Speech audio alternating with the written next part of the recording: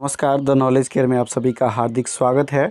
मैं हूं राजा कुमार और दोस्तों आज मैं इतिहास के काफ़ी बेसिक सवाल जिसको कि अगर आप एग्ज़ाम में गलत करते हैं तो समझिए ये आपका सुसाइडल अटेम्प्ट हुआ एक तरह से। और ऐसे प्रश्न को गलती करना बिल्कुल कहीं से भी मुनासिब नहीं है। और इस तरह के मैं 500 प्रश्न लेकर आऊँगा और इसे मैं 4 पार्ट में कवर करूँगा। और ये है आपका भाग 1 जिसमें मैं 1 से लेकर 125 तक प्रश्न आपके बीच रखूँगा। ठीक है, तो आप चलिए देखते जाइए। और ये जो भी आपका आने वाला एग्ज़ाम है, चाहे वो बिहार एसएससी का मेंस हो, बिहार दरोगा मेंस हो या बिहार पुलिस का आपका जो भी आने वाला एग्ज़ाम्स है, और इसके अलावा आरआरबी एनटीपीसी जो भी एग्ज़ाम्स है उनमें अगर हिस्ट्री पूछा जाता है, हिस्ट्री का पोर्शन है, तो उसके लिए काफ़ी महत्वपूर्ण सेगमेंट है। आप इसे अंत तक ज़रूर देखें। तो चलिए ज़्यादा देर ना करते हुए स्टार्ट करते हैं। पहला प्रश्न है, निम्नलिखित में से किस साहित्यिक ग्रंथ में चंद्रगुप्त सभा यानी कि चंद्रगुप्त मौर्य की जो परिषद थी उसका उल्लेख मिलता है। आप जानते हैं कि चंद्रगुप्त मौर्य ने मौर्य वंश की स्थापना की थी किसको मारकर, घनानंद को मारकर चाणक्य की मदद से। तो यह आपका मौर्य परिषद जो है वो आपका मुद्रा राक्षस में मिलता है। जी हाँ, मुद्रा राक्षस। अब मुद्रा राक्षस को किसने लिखा है तो फटाफट से आंसर है इसका बता देते हैं। मुद्रा राक्षस को आपका विशाख दत्त ने लिखा है। ठीक है, बाकी और सारी पुस्तकें हैं जैसे कि आपका इंडिका है वो आपका मेगास्थनीज ने लिखा है। इंडिका किसने लिखा, मेगास्थनीज ने। और ये आपका महाभाष्य किसने लिखा, पतंजलि ने। अर्थशास्त्र किसने लिखा, कौटिल्य, चाणक्य या विष्णुगुप्त, तीनों नाम उसी का है। चलिए दूसरे प्रश्न का रुख करते हैं। प्राचीन स्रोतों में वर्णित पलूर बंदरगाह किस तट पर अवस्थित था। तो प्राचीन स्रोतों में जो पलूर बंदरगाह जो वर्णन मिलता है वो आपका कलिंग के तट पर स्थित है। जी हाँ, कलिंग के तट पर। और आप सभी जानते हैं कि कलिंग का जो अशोक का आक्रमण था कलिंग पर 261 ईसा पूर्व का, वो काफ़ी फेमस रहा था। उसके बाद उसका हृदय परिवर्तन ही हो गया था। तीसरे प्रश्न का रुख करते हैं। कालिदास कृत कुमार संभवम में किसके जन्म की कथा वर्णित है। तो कालिदास के बारे में आप जानते हैं, कालिदास चंद्रगुप्त द्वितीय यानी कि चंद्रगुप्त विक्रमादित्य के दरबार में रहते थे और इन्होंने कुमार संभवम, अभिज्ञान शकुंतलम और भी सारी पुस्तकें, मेघदूतम, ऋतु संहारम, ये सब लिखा है। तो कुमार संभवम में इन्होंने कार्तिकेय की जन्म कथा का वर्णन किया है। किसके जन्म कथा है इसमें, कार्तिकेय की जन्म कथा है। जी हाँ, ऑप्शन बी बिल्कुल सही है। चौथा प्रश्न, मातृदेवी उमा का नाम किसके सिक्कों पर मिलता है। तो मातृदेवी उमा का नाम आपका जो मिलता है वो कुषाणों के सिक्कों पर मिलता है। और आपका जो विदेशियों का आक्रमण है उसमें पहले आपका हिंद यूनानी है, उसके बाद शक है, उसके बाद पहलव है, उसके बाद कुषाण है। जी हाँ, ये प्रश्न पूछे जाते हैं कि ऑर्डर कौन सा है, ये आपका यूनानियों के आक्रमण का क्रम कौन सा है। तो पहले हिंद यूनानी, उसके बाद आपका हो गया शक, शक के बाद पहलव और पहलव के बाद कुषाण। कुषाण में आप जानते हैं कि कुषाणों का जो प्रतापी राजा था वो कनिष्क था, काफ़ी प्रसिद्ध राजा कनिष्क था।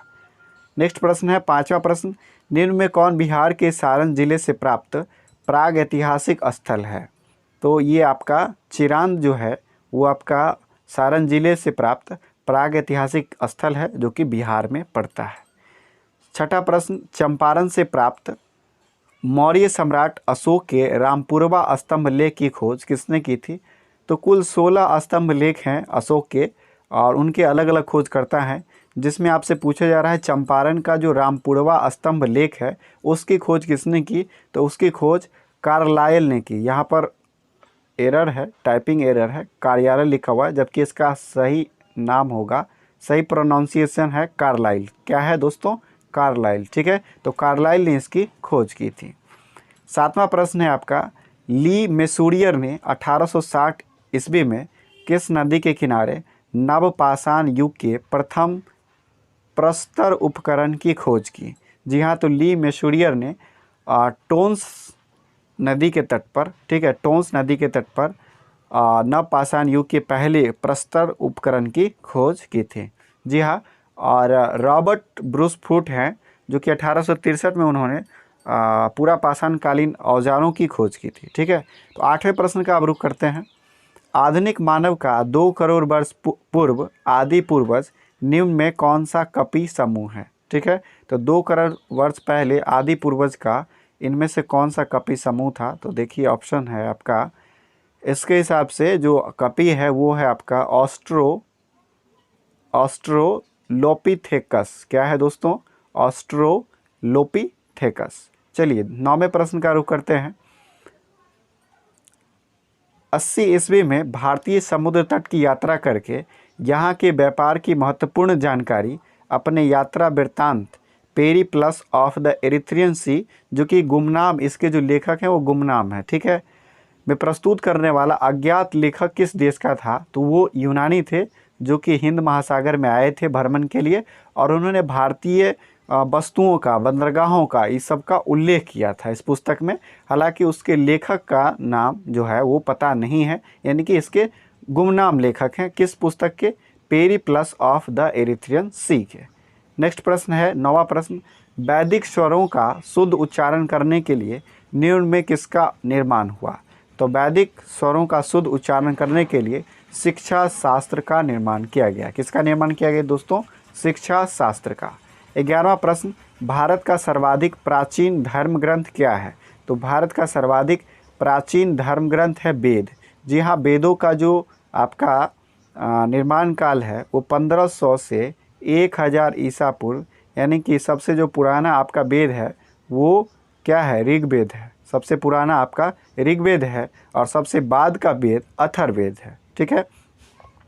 नेक्स्ट प्रश्न आपका वही है, उसी से संबंधित देखिए, सर्वाधिक 12वां प्रश्न, सर्वाधिक प्राचीन वेद कौन सा है? तो सबसे पुराना वेद है ऋग्वेद और सबसे नवीन वेद है आपका अथर्ववेद, यानी कि सबसे बाद का वेद है अथर्ववेद।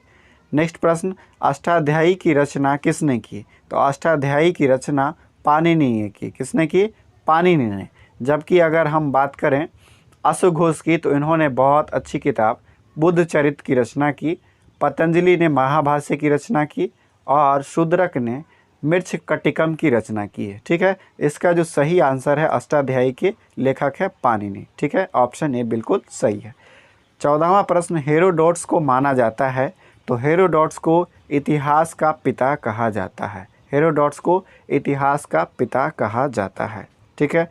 नेक्स्ट प्रश्न 15वां प्रश्न, निम्नांकित में कौन सा वैदिक पुस्तक उपनयन संस्कार का विस्तृत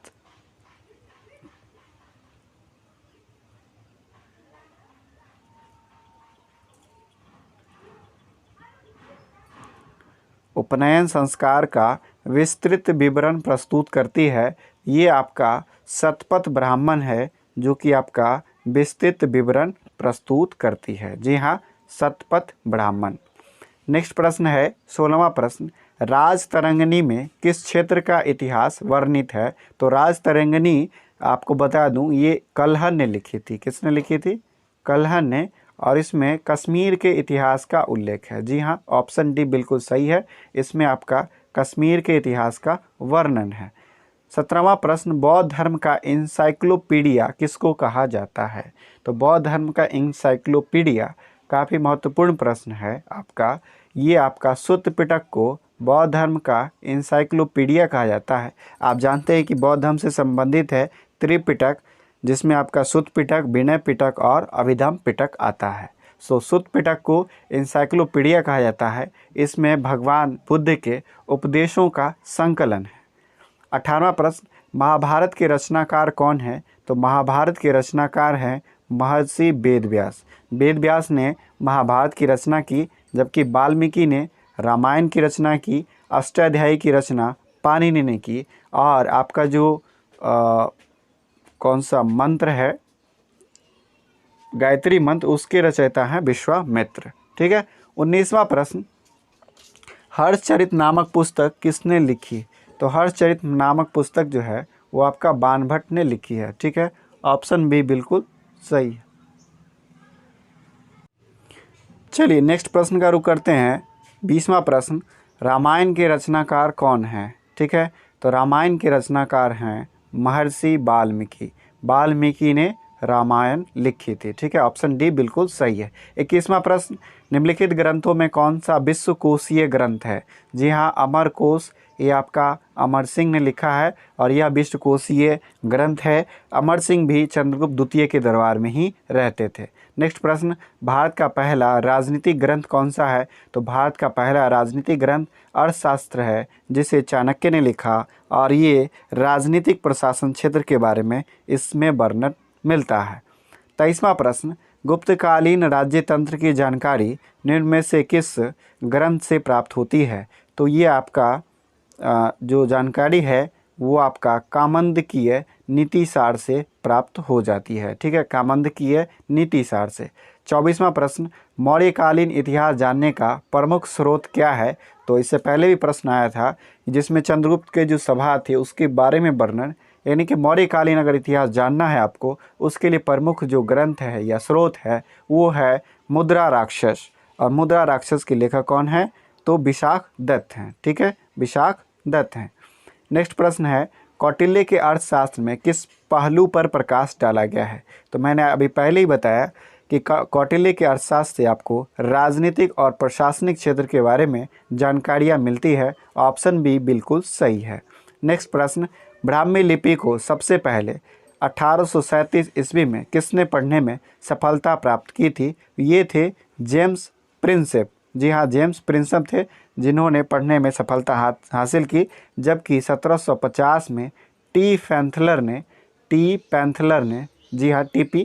पैंथलर ने अशोक के शिलालेखों की खोज की थी। ठीक है, और उसे पढ़ने में सफलता प्राप्त की जेम्स प्रिंसेप ने, क्योंकि अशोक के जो शिलालेख थे उसी में ब्राह्मी, अरमाइक, ग्रीक, खरोष्टी सारी लिपियों का वर्णन है, सारी लिपियों का उसमें इस्तेमाल किया गया है।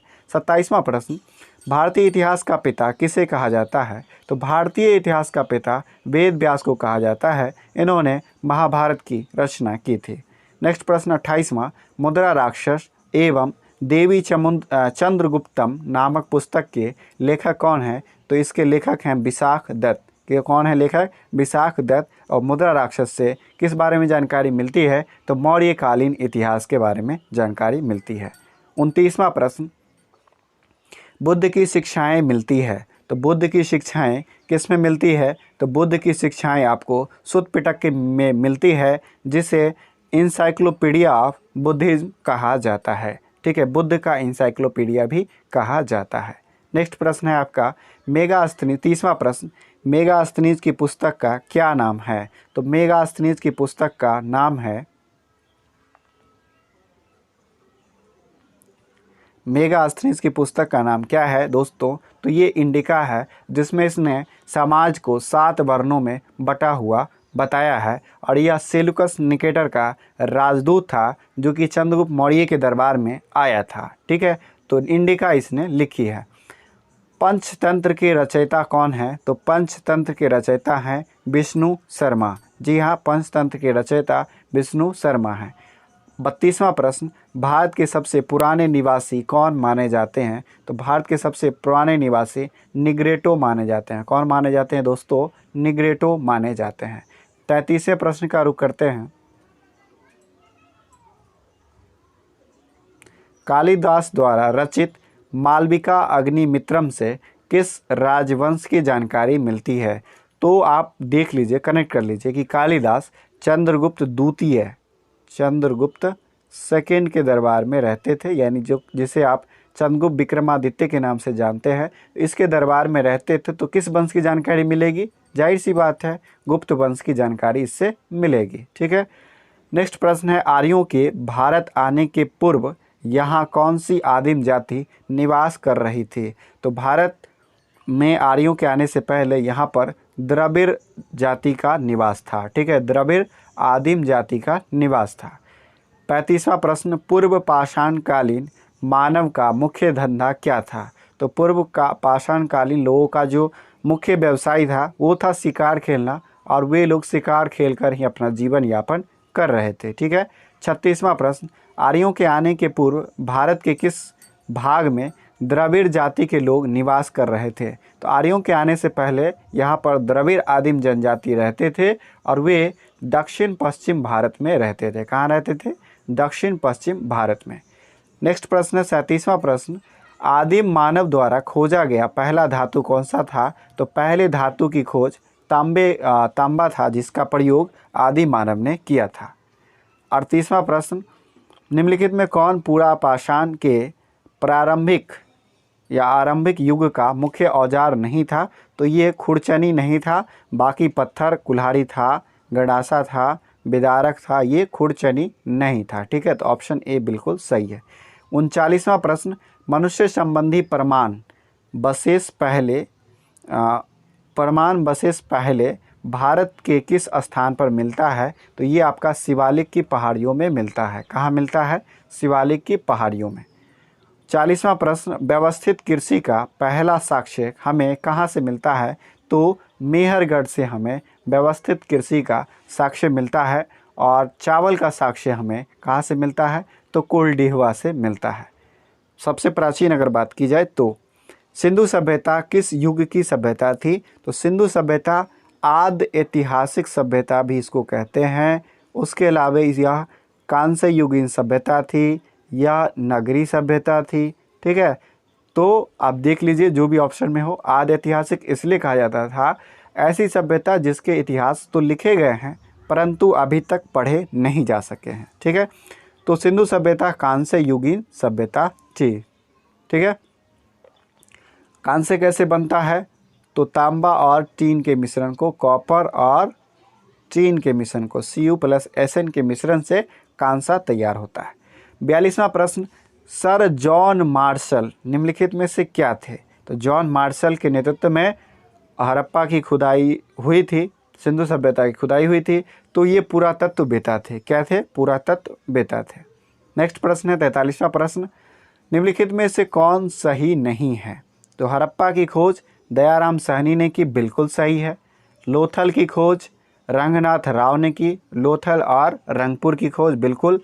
धौलावीरा की खोज RS बिष्ट ने किया था, रविंद्र सिंह बिष्ट ने, बिल्कुल सही है। मोहनजोदड़ो की खोज A घोष ने नहीं किया था, बल्कि मोहनजोदड़ो की खोज राखल दास बनर्जी ने किया था। मोहनजोदड़ो की खोज किसने की? RD बनर्जी ने। किसने किया था दोस्तों? RD बनर्जी ने, राखल दास बनर्जी। ठीक है, 45वें प्रश्न का रुख करते हैं।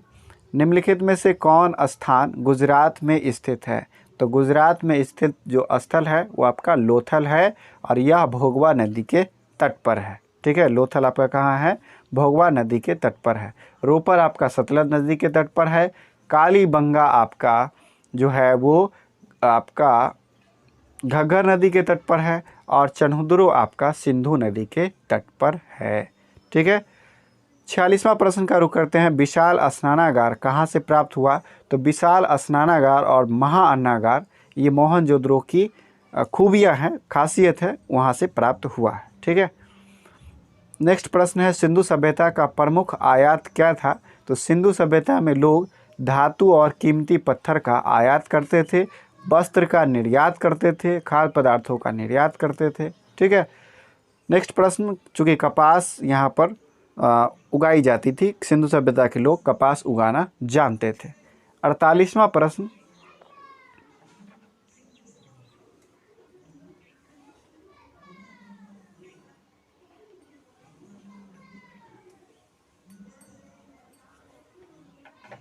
चलिए 48वां प्रश्न देखते हैं। तो निम्नलिखित में कौन सिंधु सभ्यता का सबसे विशिष्ट गुण था? तो नगर नियोजन जो था वो सबसे इसका विशिष्ट गुण था। और ग्रिड सिस्टम से यहाँ पर भवन बनाए गए थे, पक्की ईंटों का भी इस्तेमाल किया गया था। ठीक है, सिंधु सभ्यता के लोगों का मुख्य भोजन क्या था? तो मुख्य भोजन था इनका गेहूं और जौ। क्या था? गेहूं और जौ। 50वां प्रश्न, हड़प्पा वासी निम्नलिखित में से किसकी उपासना करते थे? तो हड़प्पा वासी जो थे वो पशुपति महाराज की उपासना करते थे। ठीक है, नेक्स्ट ऑप्शन देखते क्या है इसमें।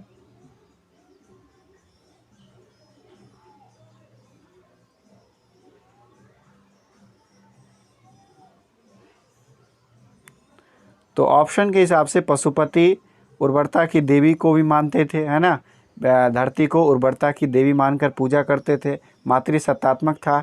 तो ऑप्शन डी बिल्कुल सही है, उपरोक्त सभी सही है। ठीक है, 51वां प्रश्न, निम्नलिखित में कौन सिंधु घाटी के लोगों की जानकारी में नहीं था? तो सिंधु सभ्यता के लोग लोहे से परिचित बिल्कुल नहीं थे। लोहे का औजार बनाना, लोहे से ही नहीं जानते थे तो लोहे का औजार कहाँ से बनाएंगे। ठीक है। 52वां प्रश्न, हल चलाने का साक्ष्य किस स्थान से प्राप्त होता है? तो हल चलाने का साक्ष्य आपका कालीबंगा से मिलता है। कहाँ से मिलता है दोस्तों? कालीबंगा से। नेक्स्ट प्रश्न है 53वां प्रश्न, भारतीय पुरातत्व का पिता किसे कहा जाता है? तो अलेक्जेंडर कनिंघम को भारतीय पुरातत्व का पिता कहा जाता है। 54वां प्रश्न, सिंधु के किस नगर में घर सड़क की ओर खुलते थे? तो सिंधु के मात्र लोथल था जिसके जो सड़क जो दरवाजे थे वो सड़क की ओर खुलते थे। ठीक है, दरवाजे सड़क की ओर खुलते थे, बाकी सारे के दरवाजे पीछे की तरफ खुलते थे। तो एकमात्र लोथल ऐसा स्थल था जिसके दरवाजे सड़क की तरफ खुलते थे। निम्नलिखित में किस वस्तु के 55वां प्रश्न, किस वस्तु के इस्तेमाल से सिंधु के लोग मुहरे बनाते थे? तो सिंधु सभ्यता के लोग सिलखड़ी का प्रयोग करते थे मुहर बनाने के लिए। जी हाँ, किसका प्रयोग करते थे? सिलखड़ी का। 56वां प्रश्न, सैंधव मृदभांड में प्रायः कौन सा रंग का इस्तेमाल किया जाता था? तो वो पांडु रंग का इस्तेमाल किया जाता था। बर्तनें जो होती थी वो लाल मिट्टी की बनी होती थी और उस पर जो पेंटिंग होता था वो काले रंग का होता था। ठीक है, किसका होता था? काले रंग का होता था। 57 नंबर प्रश्न, सिंधु सभ्यता के किस स्थान पर कूली आवास का साक्ष्य मिला है? तो ये आपका हड़प्पा से मिला है। कूली आवास का मतलब जहाँ मजदूर लोग रहा करते थे, तो ये आपका हड़प्पा से मिलता है। 58 नंबर प्रश्न, सिंधु सभ्यता के लोग शीशे का आयात कहाँ से करते थे? तो शीशे का आयात राजस्थान से करते थे। कहाँ से करते थे दोस्तों? राजस्थान से करते थे। ठीक है, शीशे का आयात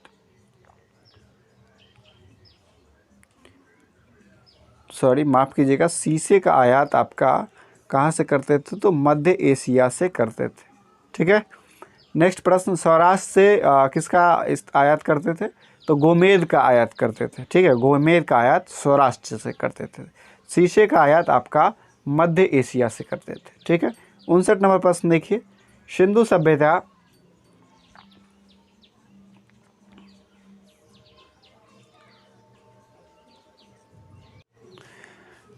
चलिए नेक्स्ट प्रश्न का रुख करते हैं। 60वां प्रश्न 59वां प्रश्न, सिंधु सभ्यता के किस स्थान से यज्ञ आदि के विषय में पता चलता है? तो ये आपका यज्ञ के बारे में आपको जानकारी जो है वो कालीबंगा से मिलता है और अग्निकुंड आपको यहाँ से मिल जाता है। ठीक है, कालीबंगा से, लोथल और कालीबंगा दोनों जगह से आपको अग्निकुंड के बारे में जानकारी मिल जाती है। 60वां प्रश्न, निम्नलिखित में कौन सा एक हड़प्पा कालीन स्थल समकालीन सामुद्रिक गतिविधियों से संबंधित नहीं है? तो देखिए, लोथल तो आपका बंदरगाह स्थल था ही, बालाकोट, सोमबाकोप ये सब था। देसलपुर जो है वो आपका सामुद्रिक गतिविधि से संबंधित नहीं था। ठीक है। 61वां प्रश्न, हड़प्पा सभ्यता की दो सबसे महत्वपूर्ण फसलें कौन सी थी? तो ये लोग गेहूँ और जौ ज़्यादा पसंद करते थे। महत्वपूर्ण फसलें गेहूँ और जौ थी। 62वां प्रश्न, हड़प्पा कालीन देवी देवताओं में किसे परवर्ती हिंदू धर्म में अंगीकार नहीं किया गया? तो एक श्रृंगी जीव को हिंदू धर्म में अंगीकार नहीं किया गया, बाकी पशुपति शिव और मातृदेवी मिश्रित प्राणी इन सबको स्वीकार किया गया है। 63वां प्रश्न, पूर्ण विकसित या परिपक्व हड़प्पा सभ्यता लगभग कितनी शताब्दियों तक जीवित रही? तो हड़प्पा सभ्यता जो है आपका 5 शताब्दियों तक रही। हालांकि इसका जो कालक्रम बताया जाता है वो 1350 ईसा पूर्व से 1750 ईसा पूर्व तक बताया जाता है। तो लगभग ये 600 बरस के आसपास है। तो मोटा मोटी जो ऑप्शन है उसके हिसाब से 5 शताब्दी बताई गई है। ठीक है, सब में थोड़ा सा डिफरेंस है। सब इतिहासकारों का अलग अलग मत है। कोई 2400 से 1700 बताते हैं, कोई 2350 से 1750 बताते हैं। ठीक है।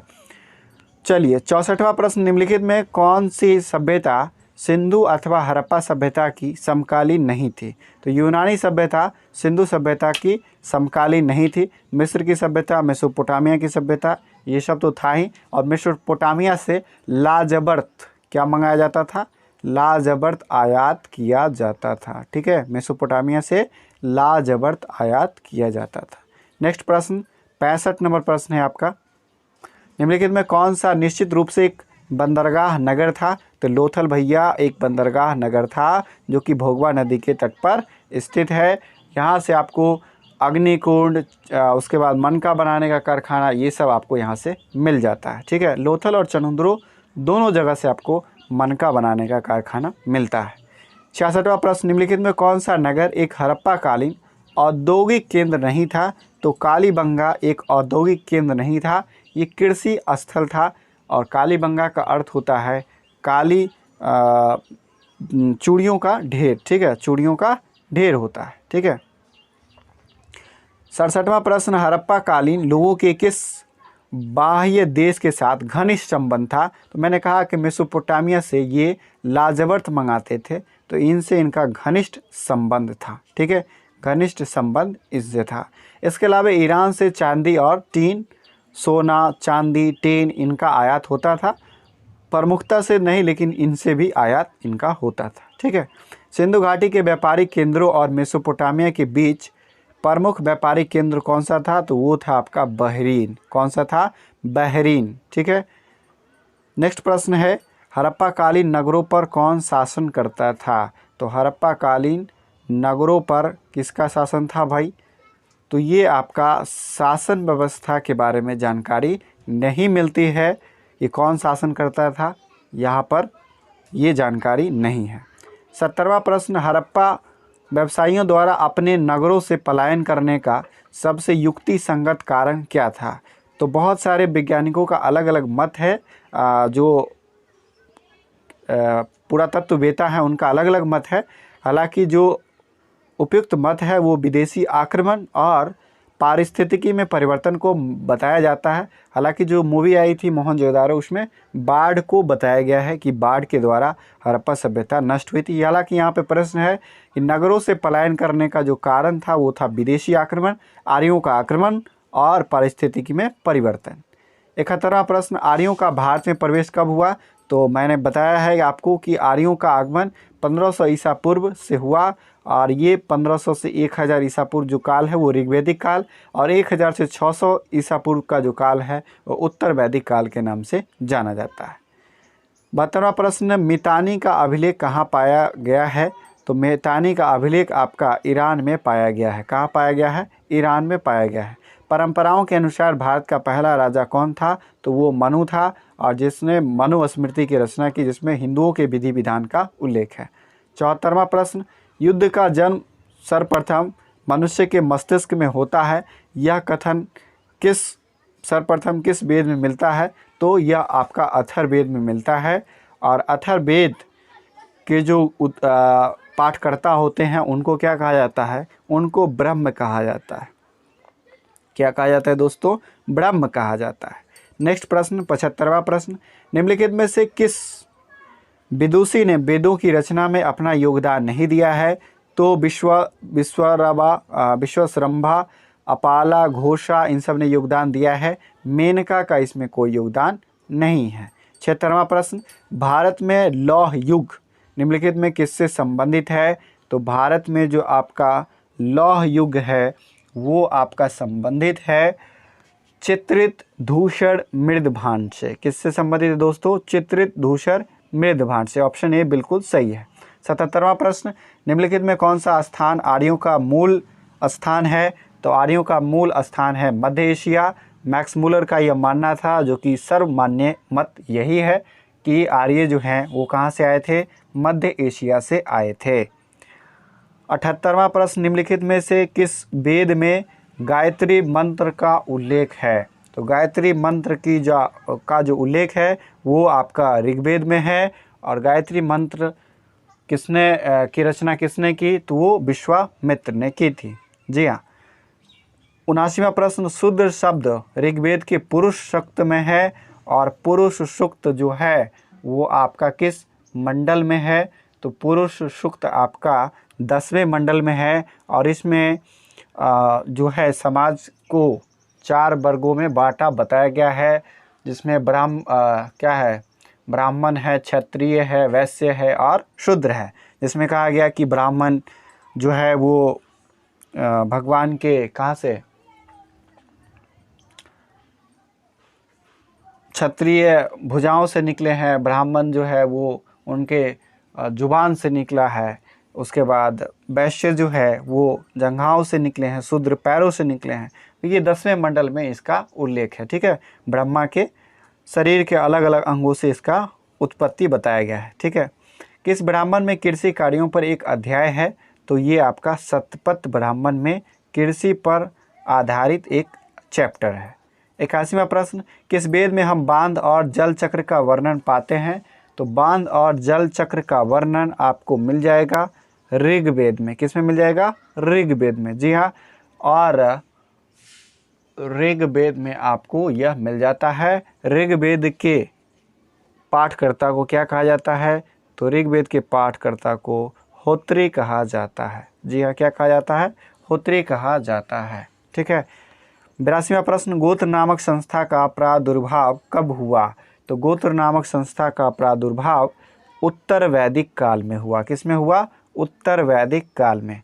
83वां प्रश्न, 4 आश्रम ब्रह्मचर्य, गृहस्थ, वानप्रस्थ और संन्यास का वर्णन किस ग्रंथ में मिलता है? तो ये आपको जाबोल उपनिषद में मिलता है। किस में मिलता है? जाबोल उपनिषद में। 84वां प्रश्न, भरत शब्द किसके नाम पर भरत शब्द जिसके नाम पर इस देश का नाम भारतवर्ष रखा गया, सबसे पहले किस वेद में उद्धृत हुआ? तो यह आपका सबसे पहले ऋग्वेद में उद्धृत हुआ और उसी के आधार पर भारतवर्ष भी भारत का नाम है। 50वां प्रश्न, ऋग्वेदिक काल में आर्यों के क्रियाकलापों का मुख्य केंद्र कहाँ था? तो मुख्य केंद्र था सिंधु और उनकी सहायक नदियों का क्षेत्र जो था वो आर्यों का मुख्य केंद्र था। ठीक है, 86वां प्रश्न, ऋग्वेदिक काल की प्रमुख फसल क्या थी? तो ऋग्वेदिक काल की प्रमुख फसल जो थी वो आपका गेहूं ही होना चाहिए। ऑप्शंस देखते हैं।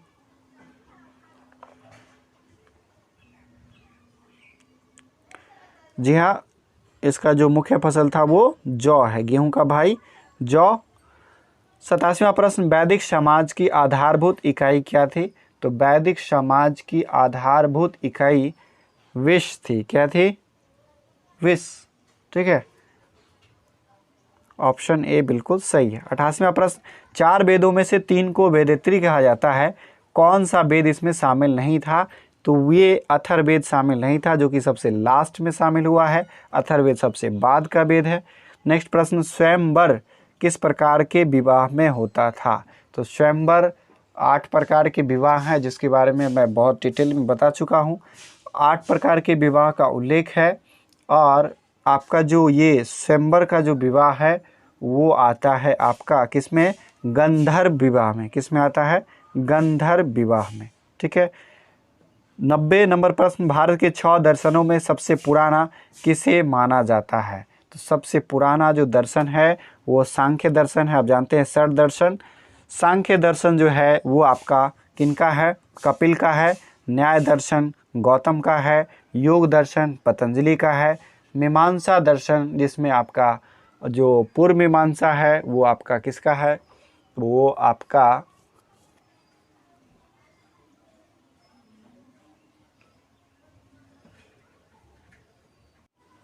पूर्व मीमांसा आपका जैमिनी का है और उत्तर मीमांसा आपका बदरायन का है। अगर वैशेषिक दर्शन की बात करें तो वो आपका उलुक और कनाद का है। ठीक है, तो चलिए 91वां प्रश्न का रुख करते हैं। आर्यों के आगमन से संबंधित आर्कटिक प्रदेश का सिद्धांत किसने दिया था? तो ये भारत के इतिहासकार बाल गंगाधर तिलक है, जिन्होंने बताया था कि आर्य जो हैं वो किस प्रदेश के हैं? आर्कटिक प्रदेश से आए थे। गोपद ब्राह्मण किस वेद का अंग है? तो गोपद ब्राह्मण जो है आपका वो आपका अथर्ववेद का अंग है। किसका अंग है दोस्तों? अथर्ववेद का अंग है। नेक्स्ट प्रश्न, ऋग्वैदिक काल के प्रमुख देवता कौन थे? तो ऋग्वैदिक काल के जो प्रमुख देवता थे वो इंद्र थे। ठीक है, और उत्तर वैदिक आते आते यह आपका किनके हाथ में चला आया? उत्तर वैदिक आते आते प्रजापति यानी कि ब्रह्मा को ज़्यादा तवज्जो मिलने लगी। 94वां प्रश्न, ऋग्वेद में कितने मंत्र हैं? तो ऋग्वेद में आपका 10,462 कुल हैं। तो यहाँ पर अप्रॉक्सीमेट है दिया हुआ, तो ये आपका ऑप्शन सी बिल्कुल सही होगा। 1028 आपका इसमें क्या है, 10,462 आपका सूक्त है। 1028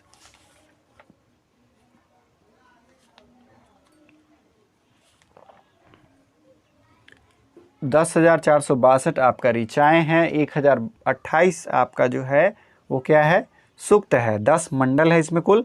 पहला और 10वां मंडल आखिरी में जोड़ा गया। 8वें मंडल को हस्तलिखित है, जिसको क्या कहा जाता है, खेल कहा जाता है। 8वें मंडल को खेल कहा जाता है, ठीक है।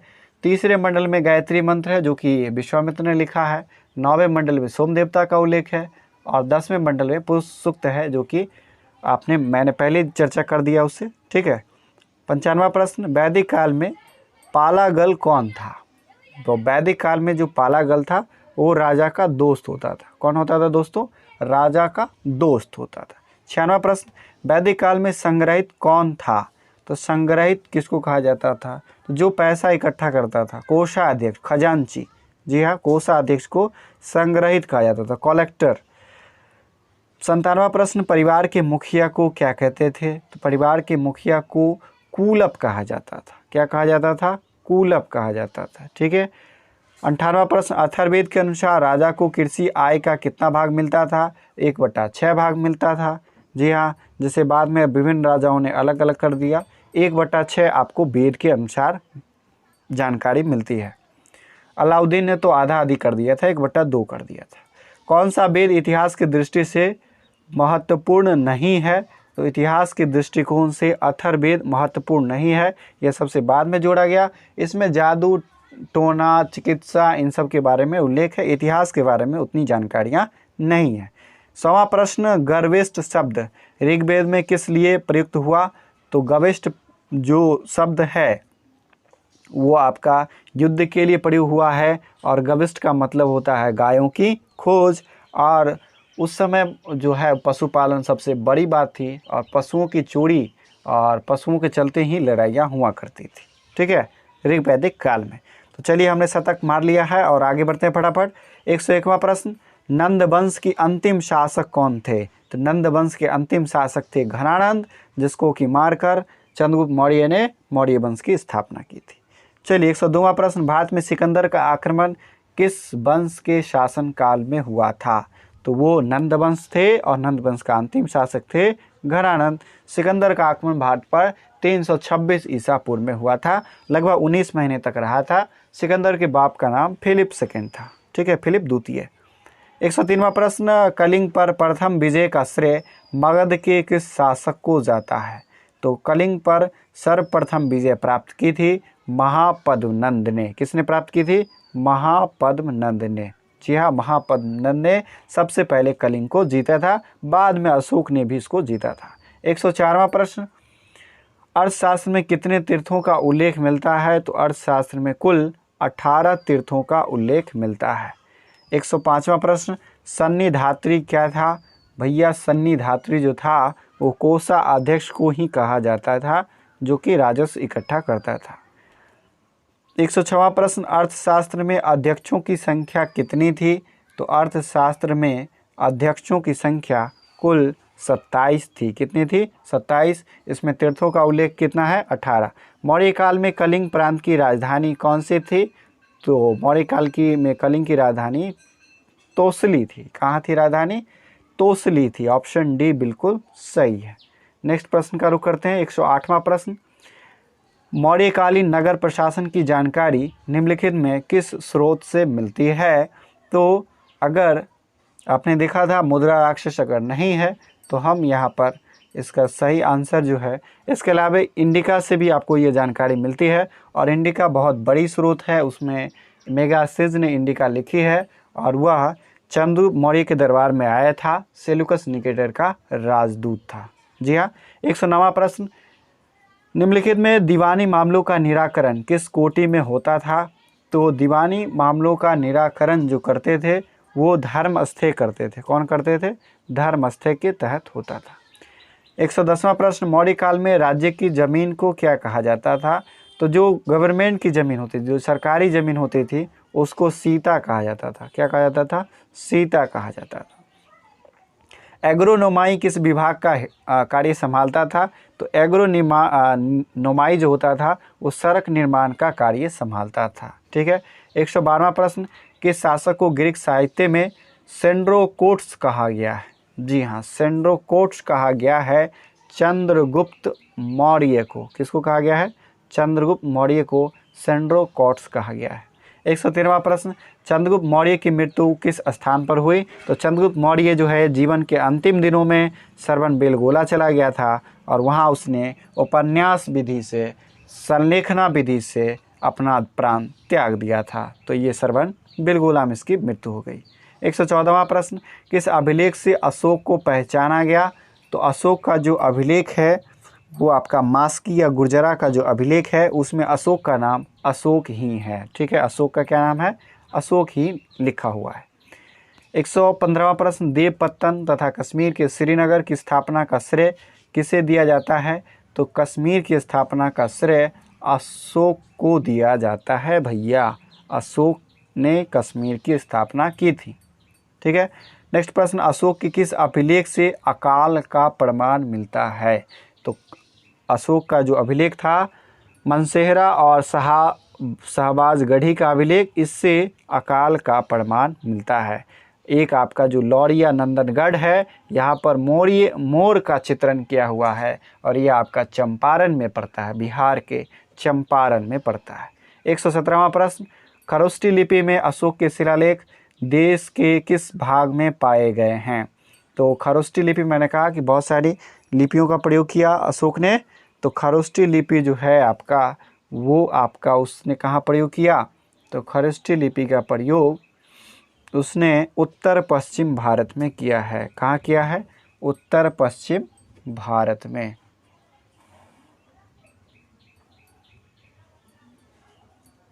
ठीक है। चलिए 118वां प्रश्न, अशोक के विदेशों से संबंध का परिचय किस साहित्य से आपको मिलता है? तो अशोक का जो है अगर बात की जाए विदेशों से संबंध का परिचय आपको मिलता है 13वें शिलालेख में। किस में मिलता है? 13वें शिलालेख में। ठीक है। 119वां प्रश्न, अशोक के धर्म यात्रा का प्रारंभ अपने शासन के किस वर्ष में उसने किया था? तो अपने प्रशासन के 10वें वर्ष में अशोक ने धर्म यात्रा स्टार्ट कर दिया था। 120वां प्रश्न, किस शासक ने सुदर्शन झील का पुनर्निर्माण करवाया? तो यह था रुद्रदामन प्रथम, जिसका कि गिरनार का जो अभिलेख है वो संस्कृत में सबसे लंबा अभिलेख है और यह शकों का सबसे प्रतापी शासक था, रुद्रदामन प्रथम, जिसने सुदर्शन झील का पुनर्निर्माण करवाया। ठीक है। नेक्स्ट प्रश्न, सोने के सिक्के का भारी मात्रा में प्रचलन कौन से कुषाण शासक ने करवाया? तो ये आपका करवाया कड़फिसेस प्रथम ने। किसने करवाया? कड़फिसेस प्रथम ने। जी हाँ, कड़फिसेस प्रथम ने। नेक्स्ट प्रश्न है, किसके शासनकाल में बौद्ध धर्म हीनयान और महायान दो शाखाओं में बट गया? तो बौद्धों की चतुर्थ संगीति जो है वो कश्मीर के कुंडल वन में हुई और उस समय कनिष्क शासक थे, कुषाण वंश के राजा थे और इस बौद्ध संगीति की अध्यक्षता किसने की थी? तो वसुमित्र ने की थी और इसमें उपाध्यक्ष भी थे अशुघोष, जिन्होंने बुद्ध चरित्र की रचना की थी। और इसी बौद्ध संगीति के बाद बौद्ध धर्म दो भागों में बट गया, एक हो गया हीनयान और एक हो गया महायान। महायान ने बोधिसत्व को तवज्जो दिया जबकि हीनयान ने अहर्त को तवज्जो दिया था। 123वां प्रश्न, सिरमुख नगर की स्थापना किस शासक ने की थी? तो सिरमुख नगर की स्थापना कनिष्क ने की थी। जी हाँ, कनिष्क ने की थी। शीशे के सिक्कों को किस वंश ने पहली बार चलाया था? तो शीशे के सिक्के सातवाहनों ने चलाए और सातवाहन प्राकृतिक भाषा का स्वर्णिम काल सातवाहनों का काल कहा जाता है और इनके संस्थापक थे, सातवाहन वंश के संस्थापक सिमुख थे। इसमें बहुत सारे शासक हैं जिनमें उनकी माताओं के नाम झलकते हैं, जैसे कि गौतमीपुत्र सतकर्णी। ठीक है, और भी आप नाम सुने होंगे। ठीक है, तो सातवाहनों ने सबसे पहले शीशे के सिक्के चलाए थे। 125वां और आखिरी प्रश्न, किस सातवाहन शासक को दक्षिणापथपति कहा जाता है? तो दक्षिणापथपति कहा जाता है वशिष्टिपुत्र पुलुमावी को। किसको कहा जाता है दोस्तों?